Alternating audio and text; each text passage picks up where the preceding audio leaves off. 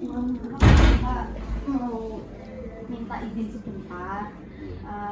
Ini mau ada membuat tugas, menyelesaikan tugas CDP, membuat diseminasi menjelaskan budaya positif sama teman-teman. Nanti waktunya sekitar 1 jam 60 menit. Tempatnya di ruang makan. Okay. Kemudian nanti itu pesertanya ada berapa, kemudian nanti dia mengganggu waktunya atau tidak? Okay. Saya nanti ngambil teman-teman atau minta tolong teman-teman yang nggak ada jam. Nanti misalnya ada 5 atau 6 orang nggak apa-apa. Nanti minta tolong sebentar, minta izin ke adminnya supaya mengizinkan, supaya juga teman-teman enak. Nanti leluasa ngoten. Jadi sebetulnya nanti ini kan saudara sekalian, ketika nanti harus ada diseminasi itu, dan harapannya sekolah nanti tidak sekedar teori saja, tapi nanti betul-betul dipraktekkan. Jadi harapannya nanti yang diundang pun juga nanti ya setidaknya ada gambaran, kemudian setelah itu dia juga bisa setidaknya terbuka wawasannya untuk mempraktekkan.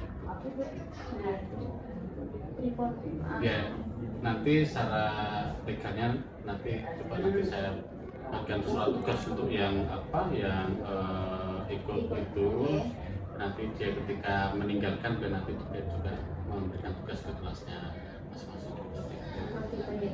Terima kasih banyak ya atas izinnya. Mohon maaf sampai mengganggu waktunya. Bismillahirrahmanirrahim. Assalamualaikum warahmatullahi wabarakatuh. Terima kasih Bapak Ibu sudah mau meluangkan waktunya sebentar untuk saya. Di sini saya akan menjelaskan diseminasi tentang budaya positif di modul 1.4 dan ini aksi nyata. Saya akan menjelaskan tentang budaya positif. Nanti di dalam materinya ada sedikit restitusi dan sebagainya. Monggo di slide-nya selanjutnya. Sebelum ke perubahan paradigma belajar, terlebih dahulu kita ice breaking ya. Oke, kalau gitu silahkan senyum sama temannya masing-masing yang ada di sampingnya. Senyumnya itu menyebabkan keharapan. Oke, silakan Bapak Ibu, terima kasih sudah senyum hari ini ya.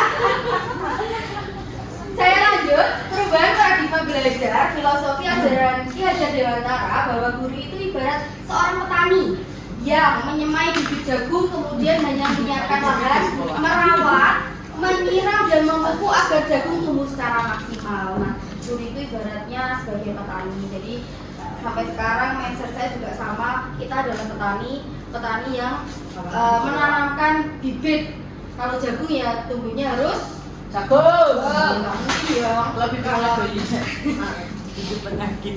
Tumbuhnya bibitnya bibit padi ya kan. Seorang guru diibaratkan seorang petani mengandung maksud seorang guru mengusahakan kelas atau sekolah menjadi lingkungan yang menyenangkan, menjaga dan melindungi agar karakter murid tumbuh dengan baik sesuai kodratnya. Kalau kita di SMK berarti kodratnya anak SMK disesuaikan dengan usia SMK. Kalau SD misalnya anak-anak diajari untuk dibekali untuk penanaman karakter dan sebagainya. Kalau di SMK justru yang lebih tinggi lagi. Lanjut Miss, nanti bisa dibahas. Wah, atas bawah itu. Kamu kok kakak ya? Bukan atas bawah, berarti ke atas di bawah. Oh gini. Oke, saya lanjut.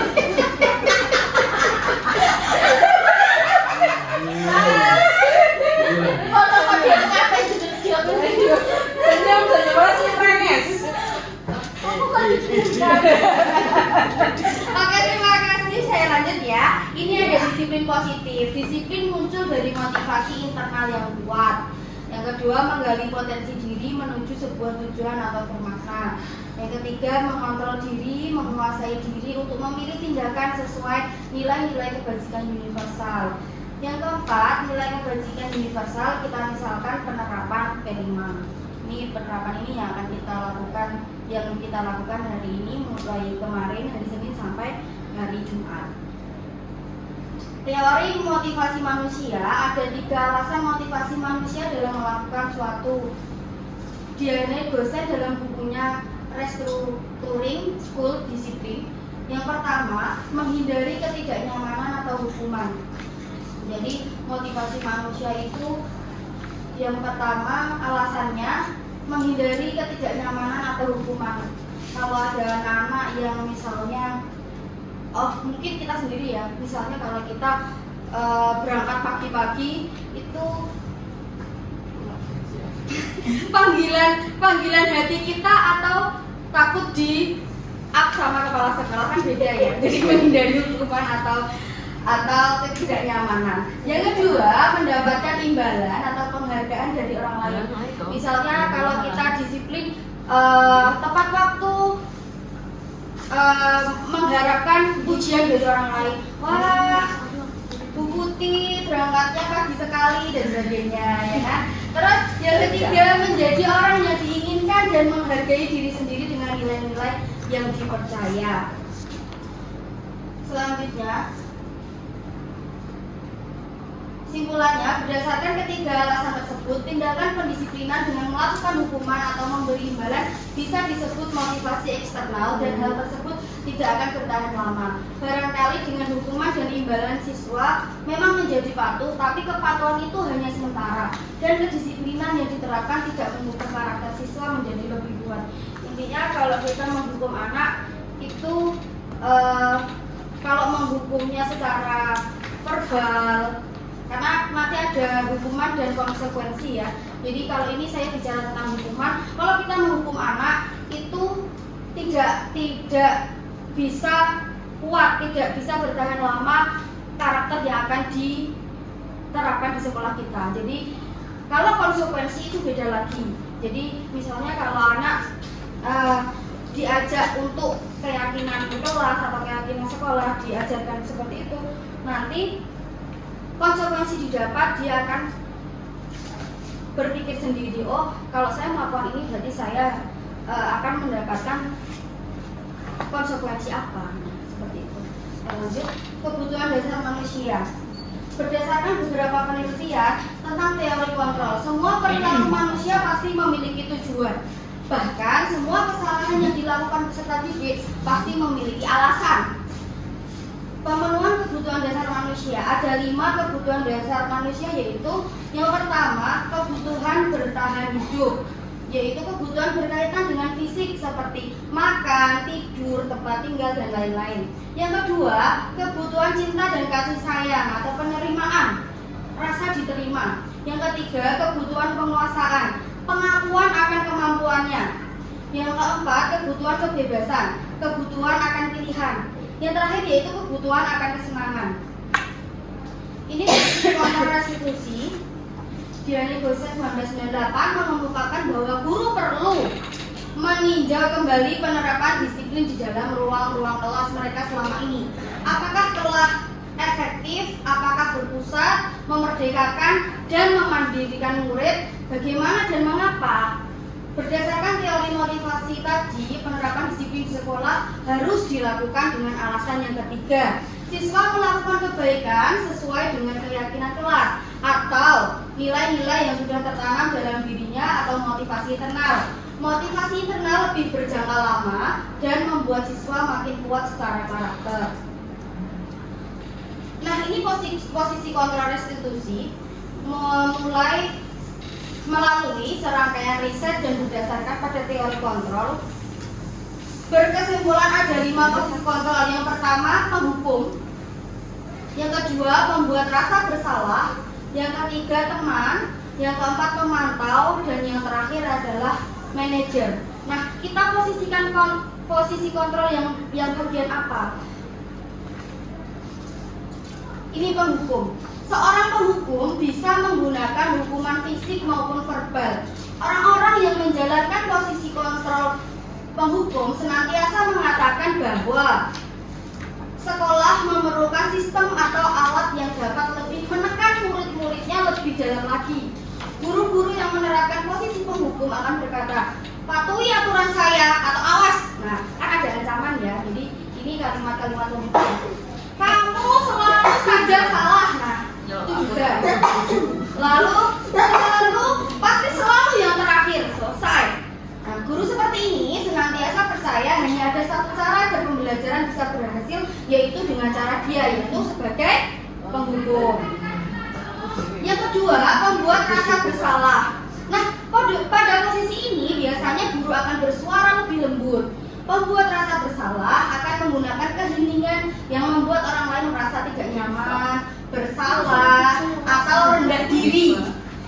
Kata-kata yang keluar dengan lembut akan seperti, ibu sangat kecewa sekali dengan kamu. Atau, berapa kali bapak harus memberitahu kamu ya? Lalu, gimana coba kalau orang tuamu tahu kamu berbuat kayak gini?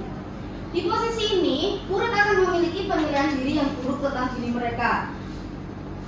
Murid merasa tidak berharga dan telah mengecewakan orang-orang kesayangannya. Posisi kontrarestitusi yang selanjutnya yaitu sebagai teman. Guru pada posisi ini tidak akan menyakiti murid. Nah, namun akan tetapi berupaya mengontrol murid melalui persuasi.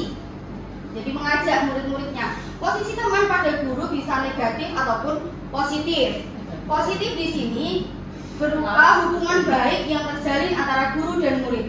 Guru di posisi teman menggunakan hubungan baik dan humor untuk mempengaruhi seseorang.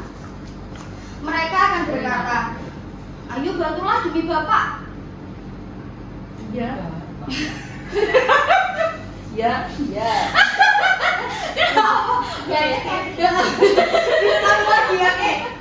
Oke. Mereka akan berkata, ayo bantulah demi bapak ya. Atau, ayo ingat tidak bantuan bapak selama ini. Enggak ingat. Atau selanjutnya, ya sudah kali ini tidak apa-apa, nanti ibu bantu bereskan. Hal negatif dari posisi teman adalah bila suatu saat guru tersebut tidak membantu, maka murid akan kecewa dan berkata, saya pikir bapak atau ibu teman saya. Murid merasa dikecewakan dan tidak mau lagi berusaha. Hal lain yang mungkin timbul adalah murid hanya akan bertindak untuk guru tertentu dan tidak untuk guru lainnya. Murid akan tergantung pada guru tersebut. Ini langsung pertanyaan yang diajukan seorang pemantau. Peraturannya apa ya? Ini sebagai pemantau ya. Peraturannya apa? Atau apa yang telah kamu lakukan? Dan sanksi atau konsekuensinya apa?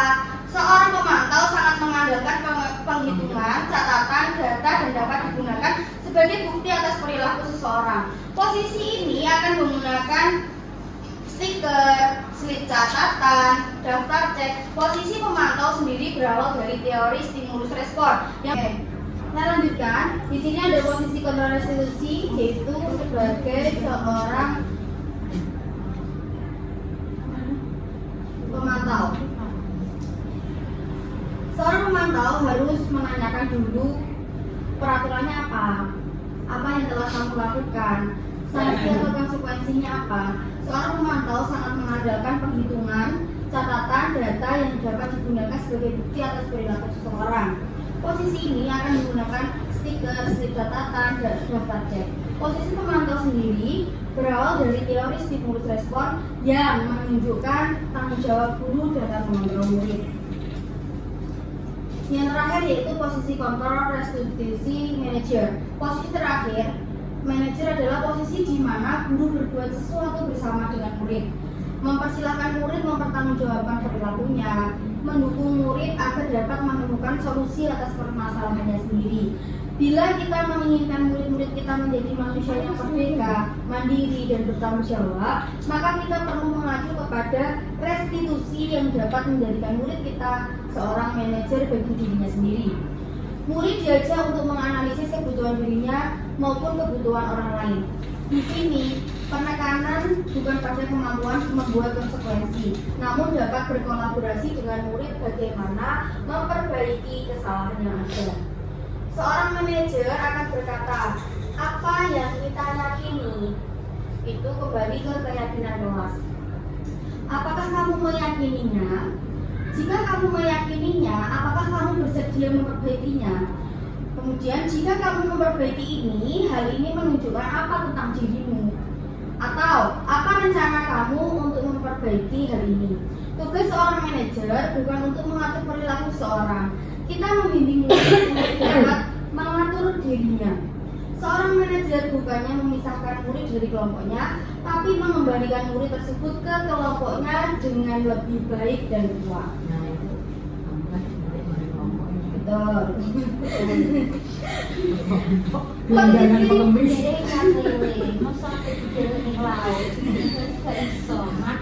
Posisi kontrol guru yang terbaik adalah posisi seorang manajer.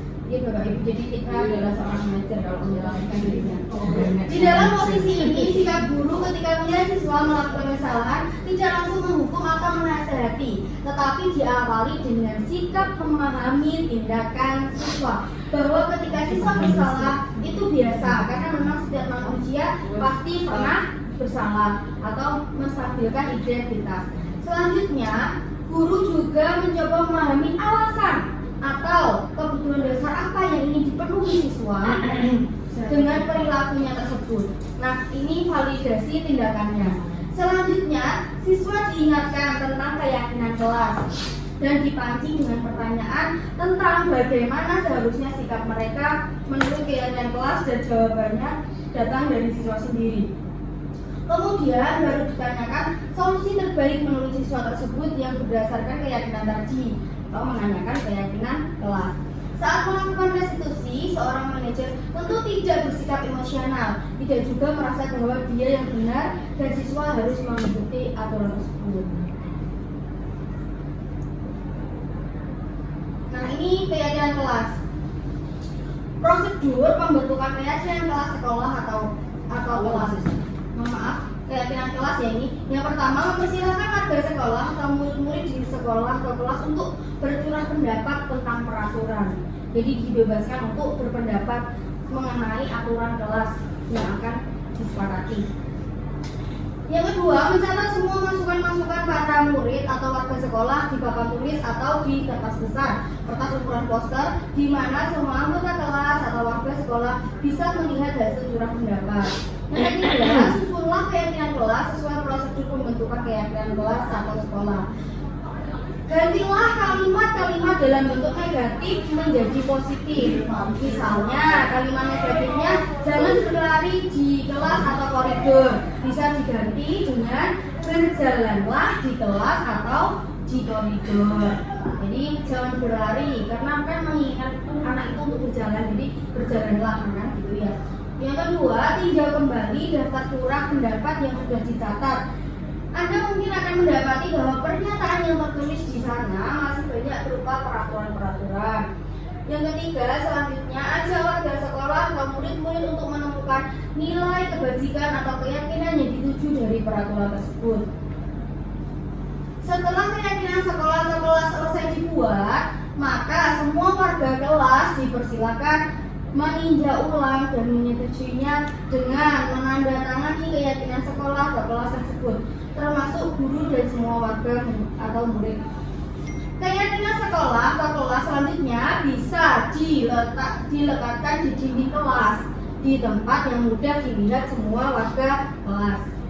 Nah, ini berikut contoh membuat keyakinan kelas yang saya terapkan di kelas saya di TBSM. Oke, sebelum ke segitiga restitusi, Bapak Ibu, mari kita membuat contoh keyakinan kelas ya. Nanti bisa diterapkan ke anak-anak, misalnya di mapel-mapel atau di wali kelas yang telah diampuni. Kita sepakati di kelas ini, misalnya tidak boleh membuang sampah sembarangan. Ya, tidak boleh berbicara sendiri, tidak boleh berbicara kotor, tidak boleh gaduh, tidak boleh makan di kelas.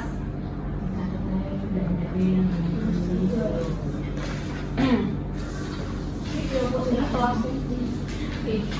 kayak kertas kosong nih, kayak bicara. Bisa pandai. Sip. Kalau dulu sih. Satu. Satu. Tek tek tek tek satu. Layoutnya itu nih. Saya 4 tahun ya. Aku pencet ya. Bisa apa? Apa mau sini sini. Nah, telurnya ya loh. Keyakinan kelas. Ya.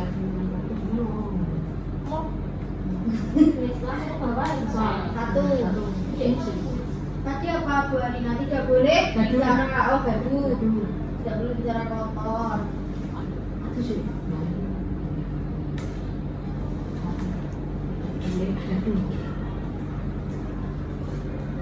Gaduh. Ini lebih Gelos. Kelas.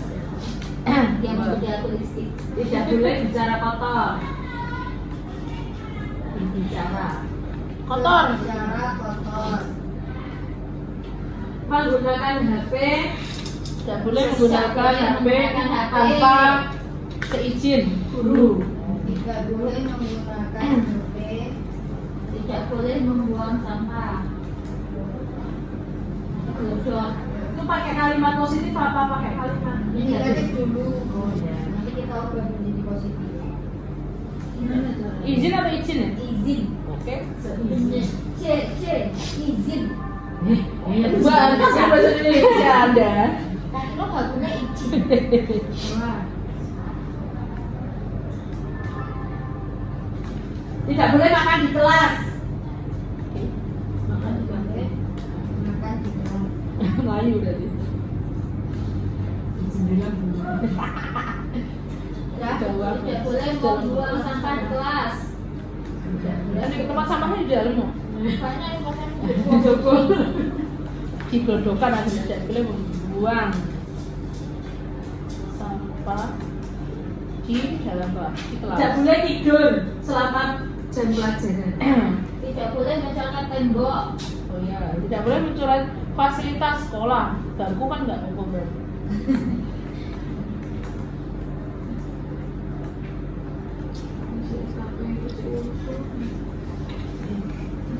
Sertifikat dulu dong PPG yang tanpa pelajaran. 2024 tidak ada PPG, langsung sertifikasi auto.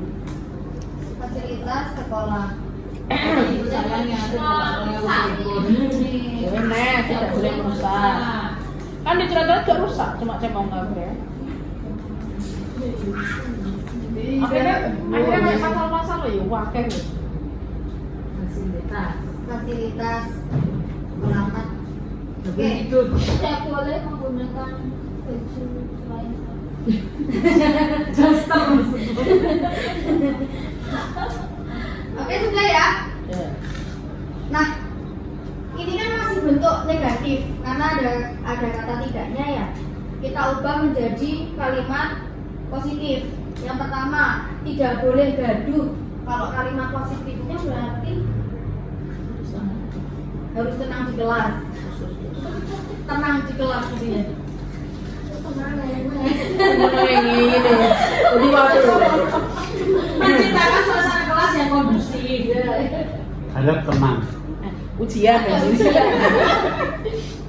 Menciptakan suasana kelas yang kondusif. Menciptakan suasana kelas yang kondusif untuk tidur. Ya, kondusif. Untuk beristirahat. Tidak boleh berbicara kotor, berarti Membicarakan bahasa yang baik, menggunakan Bahasa yang baik dan sopan. dan sopan. Ya, saya udah dengan Dengan baik dan sopan. Berbicara dengan baik dan sopan. Jadi kepada semut juga ya. Tidak boleh menggunakan HP tanpa seizin guru. menggunakan HP dengan seizin guru.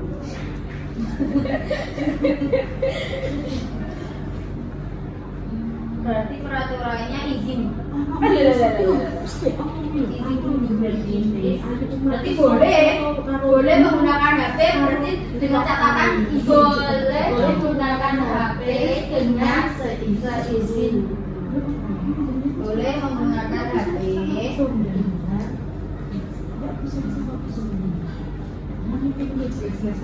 Tidak boleh makan di kelas, berarti Makan di kantin. iya kan? Jual kelas. Makan di kantin kan? Di kelas aja gitu, gak di dalam kelas aja, di atas kelas. Di atas kelas.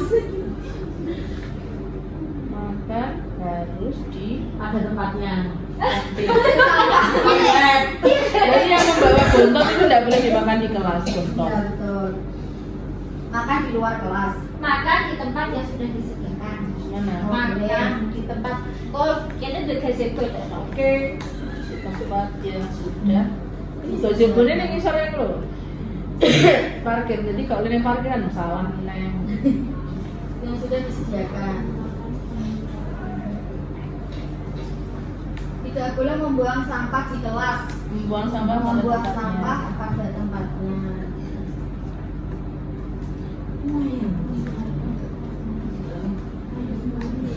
Jadi ini Tidak boleh mencoret-coret. Ini kalau digabungkan gimana? Ya, Boleh ya. merusak. Betul. Kalau diganti dengan kalimat positif berarti menjaga fasilitas sekolah.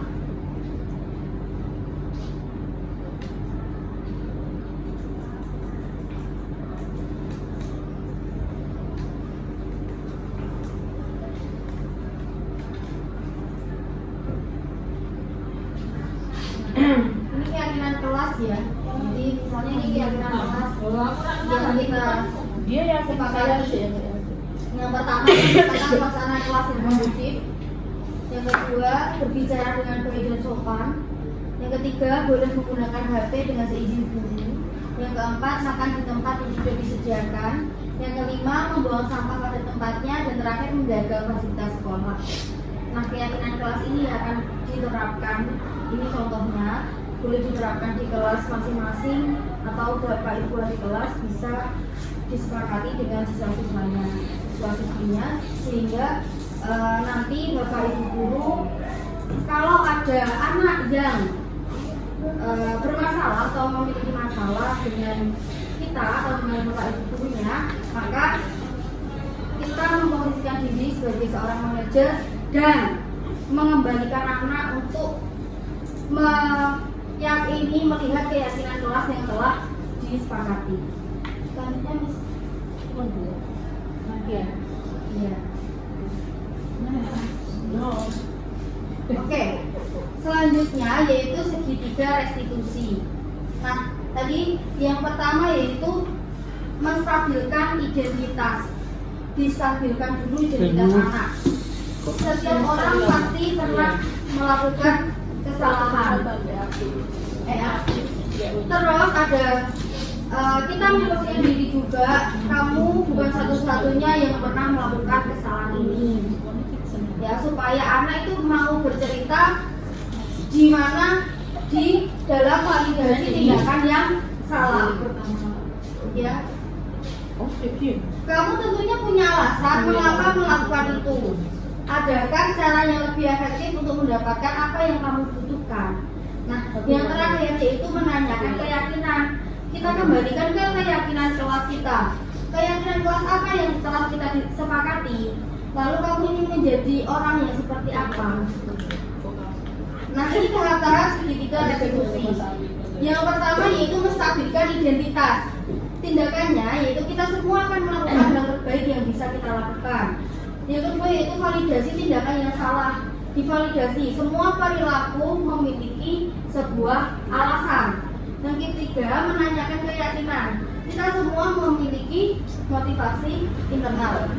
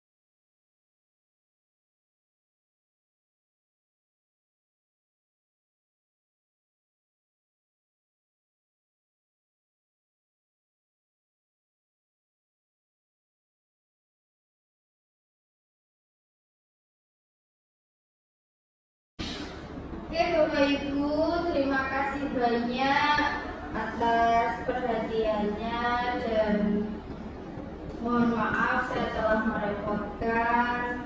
Jadi ini pemaparan diseminasi dari saya. Apabila ada pertanyaan monggo nanti kita jawab bersama.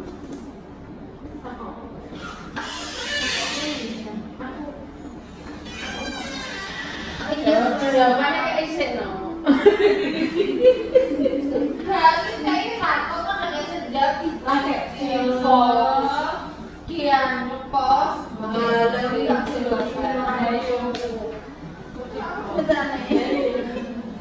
mau tanya Oh iya Bu Rina silakan. mengenai kesepakatan kelas. Nah, itu tadi misalnya apabila siswa sepakat, guru sepakat, tapi orang tua tidak sepakat gimana? Misalnya kesepakatan di kelas itu kan kesepakatan kelas kan otomatis bersama dengan konsekuensinya. Nah, kalau misalnya kesepakatannya tidak boleh tidur di kelas, tidak boleh makan di kelas, ketika mereka melaksanakan hal tersebut, kemudian kan konsekuensinya misalnya disuruh menulis bahasa Thailand misalnya, itu orang tuanya nggak terima gitu. Itu gimana? Kenapa kayak asisten? Iya, Ayo kita bawa ke guru pengerat. Oke, harus mencari solusi. kesepakatan kelas ya. Keyakinan kelas orang tuanya tidak setuju. Jadi maksudnya nanti ke keyakinan sekolah ya. Ya, padahal kan orang tua itu tidak dilibatkan dalam keyakinan kelas. Dia kan nggak diajak berteman di kelas, tapi dia itu ikut nggak terima anaknya diperlakukan seperti itu. Yang membuat konsekuensi yang membuat keyakinan kelas kan antara orang tua antara guru dan murid. Dan orang tua itu diberi paparan atau diberi sosialisasi. Misalnya keyakinan kelasnya anak seperti ini Bapak Ibu, kan pasti ada sosialisasi gitu. Jadi diberi konsekuensinya kalau anak tidak mengindahkan peraturan tersebut maka konsekuensinya apa?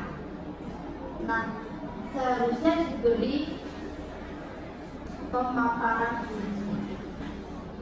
Memang orang tua tidak dilibatkan untuk membuat keyakinan kelas. Yang bisa membuat keyakinan kelas kan sebenarnya Warga kelas.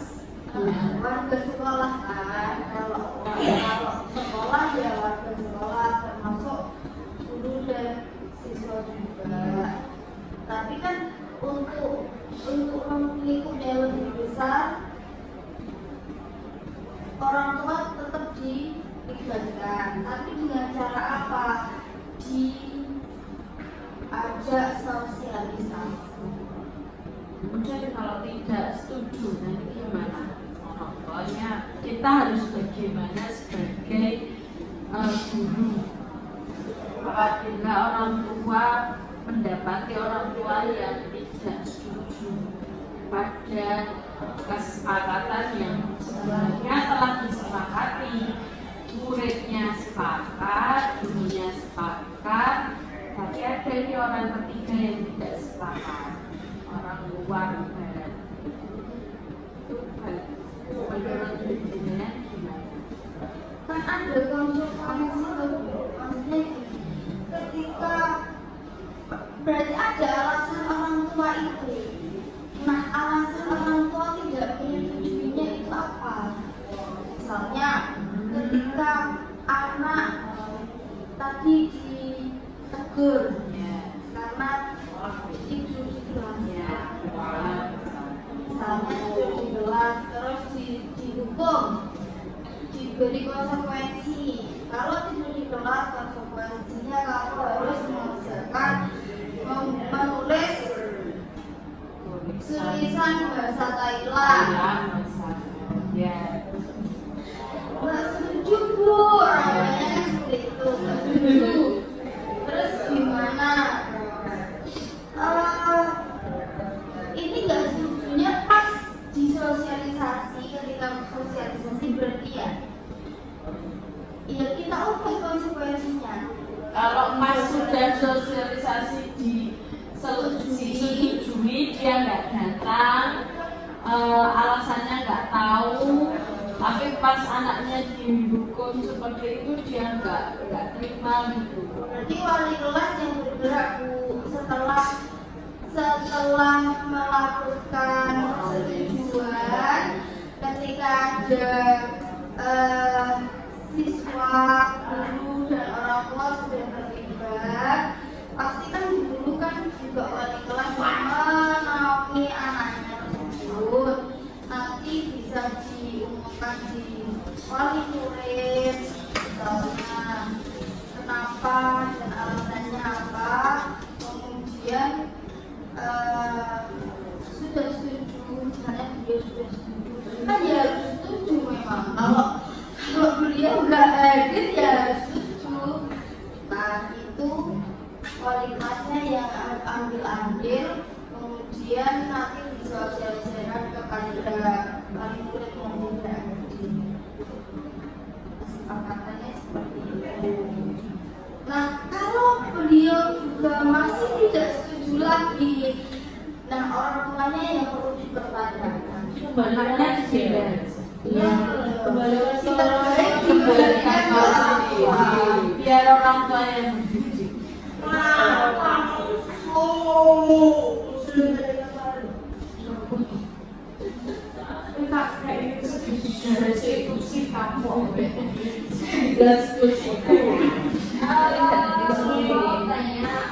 Masih tentang kesepakatan kelas. Ini bagaimana kalau kita sudah sepakat, tapi ternyata pelanggarannya itu dilakukan satu kelas.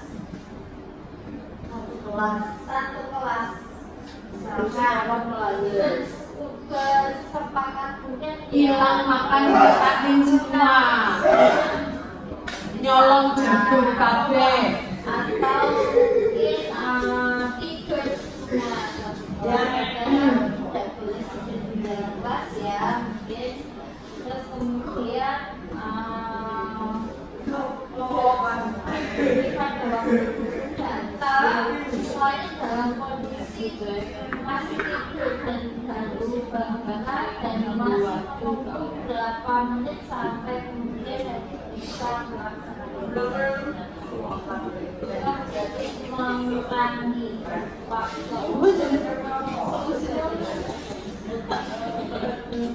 Ya kalau misalnya pelanggaran dilakukan semua serentak satu kelas bersama-sama tidur, Jagung berjamaah. iya, ngambil jagung yang bukan punyanya sendiri. Karena termasuk jamaah ya yang dilakukan banyak orang. Jagung tidak boleh di sekolah karena kan tidak boleh, Padahal keyakinan kelasnya tidak boleh mengambil yang hak bukan hak orang lain.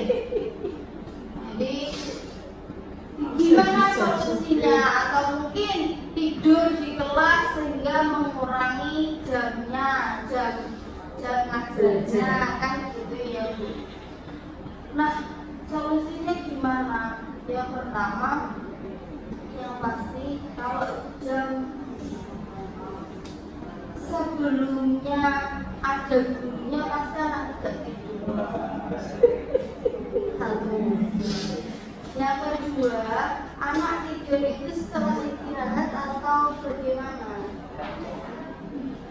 kita lihat dulu waktu ditangkap sampai sekolah tidur. Rajin satas jadi sampai Saiful Anwar. Ya kan itu hanya beberapa Bu. Ini satu kelas masalahnya. Tapi kalau satu kelas nggak mungkin dong tidurnya langsung Sebentar. kan pasti ada waktunya.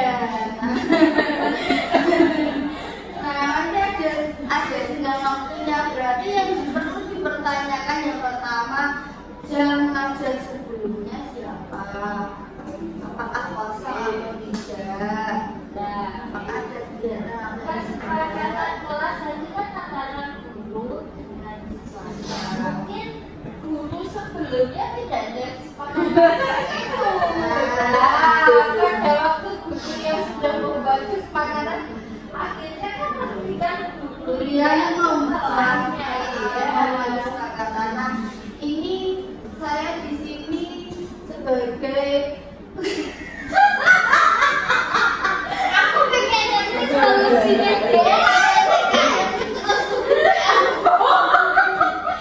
ya sebenarnya gini, kita membangunkan siswa kuliah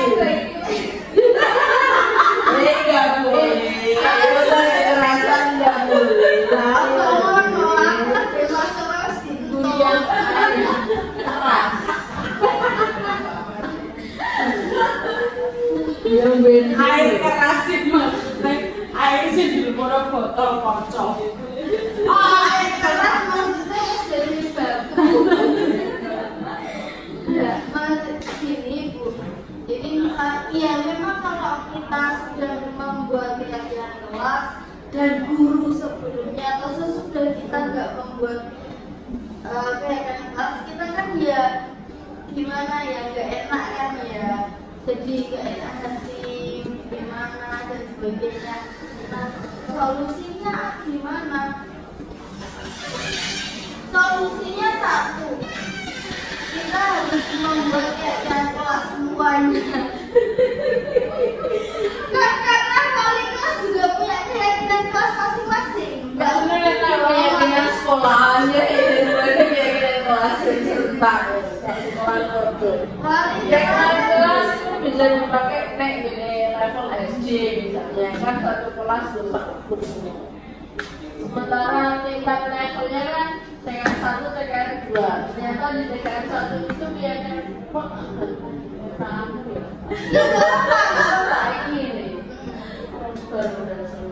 Misalnya, misalnya tingkat kan tingkat 5, tingkat 6 misalnya. Lah ini kan ada TKN 1, TKN 2, TKN 3, terus sampai dan sebagainya. Sementara misalnya di TKN 1 keyakinan kelasnya seperti ini. Di TKN 2 keyakinan kelasnya beda, besar. Di TKN 2 nggak lolos sudah pakai alih kesalahan atau anggaplah di jurusan DKV nggak lolos pakai HP tanpa atau seisi dunia ternyata di kelas ini kan beda, TKN satunya beda. Jadi saya sebagai guru harus bikin keyakinan kelas yang beda juga. Oh, jenengan posisinya sebagai wali kelas dan Guru mapel. mapel. Guru mapel itu menyesuaikan menyesuaikan kelasnya loh, Miss. Iya.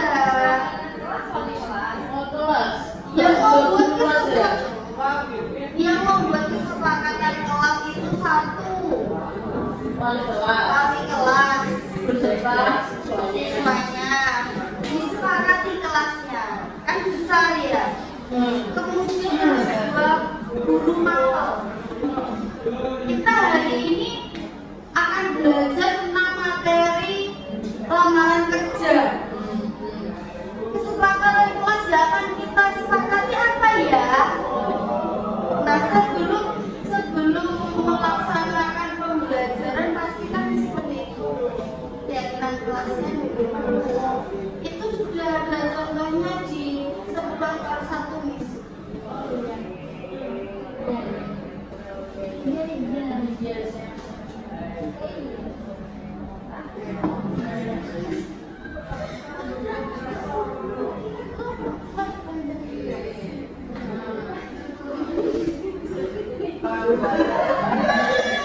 paham Bu. Terima kasih atas penjelasannya. Berarti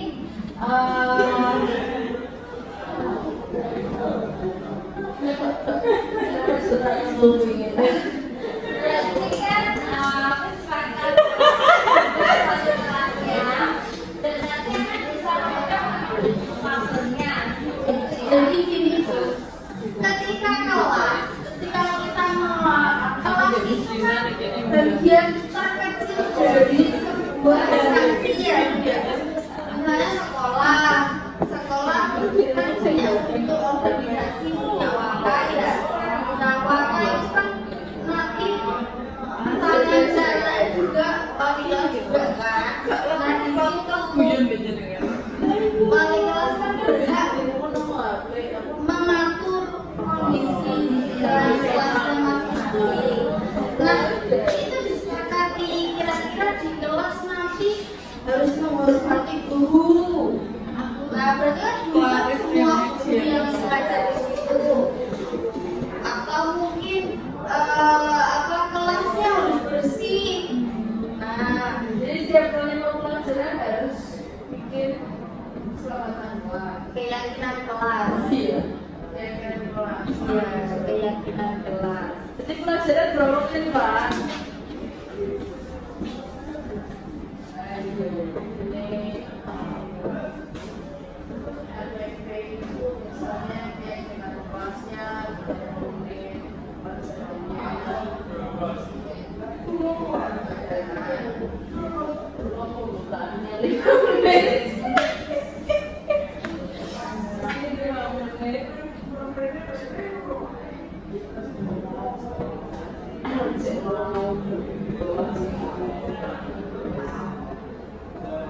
Makanya mengelola anak itu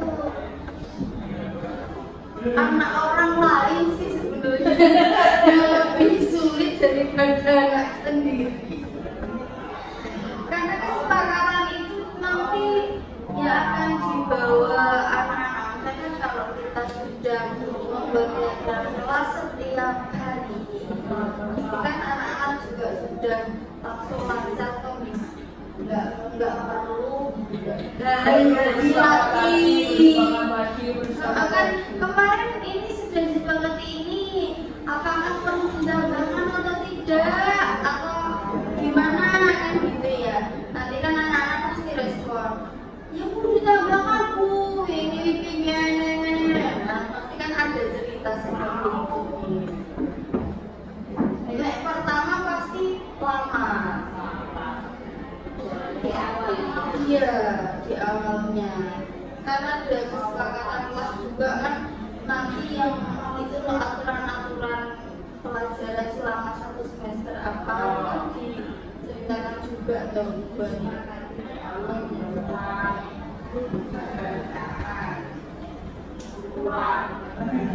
Gimana?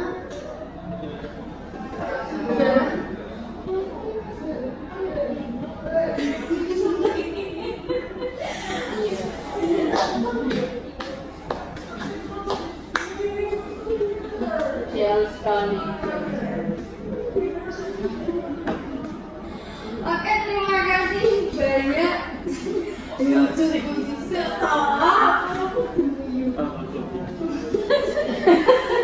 pakai turun, Pak.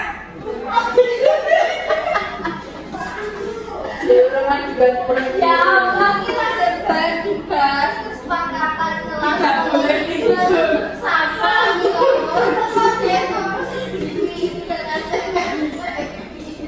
Oke, terima kasih banyak Bapak Ibu. Itu salah satu contoh dari pertanyaan tadi. Mungkin kalau belum enak di hatinya panjenengan, saya minta maaf. Jalanin aja.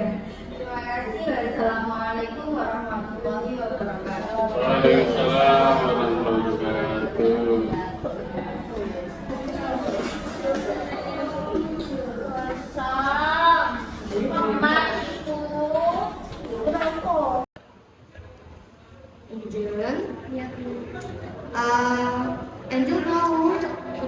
ketika panggil ke sini?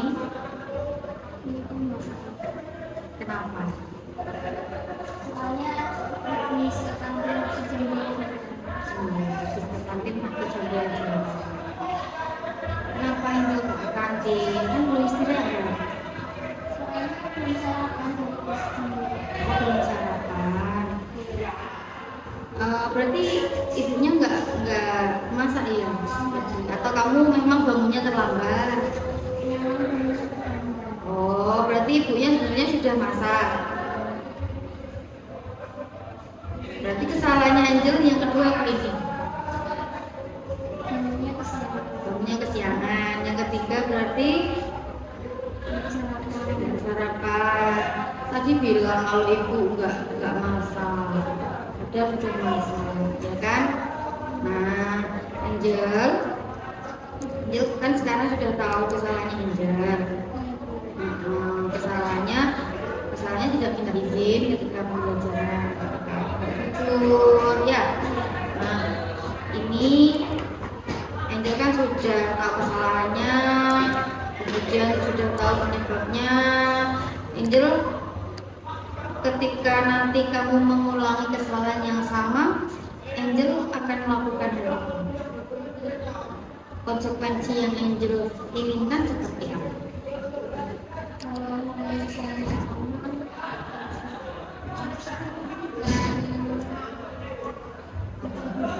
Oh, akan baca buku. Bukunya terserah. dibantuin sama Mika. Oh, didengerin sama Bunda. Oke. Kalau gitu baca novel ya, karena lebih bermakna ya. Maksudnya lebih bermakna itu nanti kamu bisa resume, ngambil kehidupan tokohnya gitu ya. Kira-kira berarti Angel akan mengulangi hal yang sama nggak? Enggak. Oke, baiklah kalau gitu. Angel, terima kasih kamu sudah mengaku kesalahan dan minta maaf terbuka. Terima kasih banyak. Semoga kamu tidak mengulangi kesalahan yang sama ya. Oke, silakan duduk. Halo Ainun. Ainun tahu kenapa dipanggil ke sini sama Bunda? Karena Nggak ngerjakan tugas. iya, Berarti sudah tahu kesalahannya ya. iya sudah. Sudah tahu kesalahannya. Kira-kira alasannya apa nggak ngerjakan tugas? Lupa. Oh lupa. Di rumah ngapain? Main game Oh main game. Sampai jam berapa? sampai larut malam. Sampai larut malam. Nah, Ainun kalau sudah tahu penyebabnya, kenapa nggak ngerjakan tugas? Padahal itu kan kewajiban sebagai anak sekolah ya. Nah, berarti kita cari solusinya sama-sama. Ainun boleh main game, tapi jangan sampai larut malam satu. Yang kedua, berarti Ainun harus tahu kewajiban Ainun. Ainun kan punya PR yang harus dikerjakan ya, tugasnya ya. Nah, makanya tugasnya harus dikerjakan terlebih dahulu, baru nanti main game. Kamu masih usia produktif, jadi masa tidurnya istirahatnya masih panjang juga. Jangan begadang, kasihan tubuhnya ya. Iya.